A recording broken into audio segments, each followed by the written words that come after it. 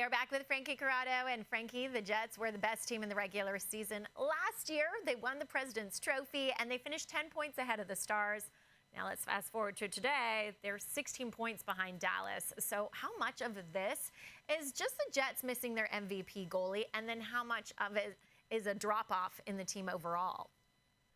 It sounds crazy to say because Connor Hellebuyck is such a good goaltender, but it's only a little bit to do with the goaltender being out. And I get it, big part of the team, best goalie in the NHL. But even when he was playing, their game as a team in front of him was nowhere near the level that it was last season, and part of what made them the best regular season team in the NHL. For me, the Winnipeg Jets have to be a hard team to play against, and they're not that this year. Teams have way more time and space in every different zone playing against the Jets this year, and that has made it more difficult for them to defend, and it's made it harder for Winnipeg to generate offense. Now we're looking at a situation where the Jets are looking for answers. They have to split up their top line, and they've basically shuffled every single line, seeing if they can find some kind of depth solution right now in their lineup. So, the goaltending has been fine. Eric Comrie has had some excellent games in Connor Hellebuyck's absence. For me, this is more about how can the Winnipeg Jets get back to their identity? How can they be a team where if you watch them play, or if you played against them at the end of the night, you would say there was just no room for us out there. There haven't been that many nights where you could honestly say that about the Jets to this point.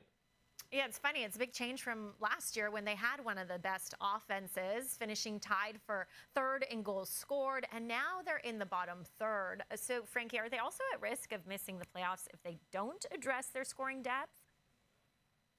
They are, but how are they going to address their scoring depth? Everyone's looking for scoring. There's teams that are looking for not one centerman, but two centermen. And the Winnipeg Jets, of course, would like to add a little more firepower, but the reality is, when you look at the scope of the league, it's going to have to come from within. But I'll say this, maybe that's not the worst thing for Winnipeg, because there are some players who have more to offer and are underachieving right now this season. They had a second line assembled together that really could never play like a second line. That was an issue for them.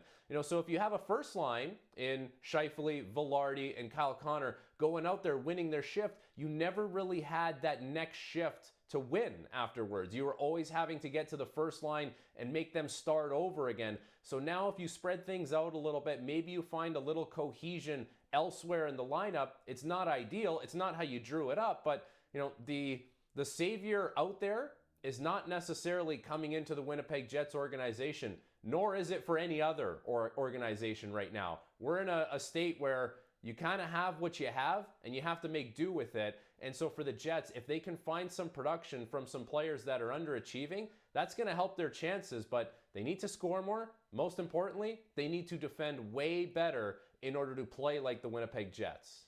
Well, I think they're going to have to be doing a lot of defending tonight because scoring has not been an issue for their opponents. The Stars currently have the third most goals in the league.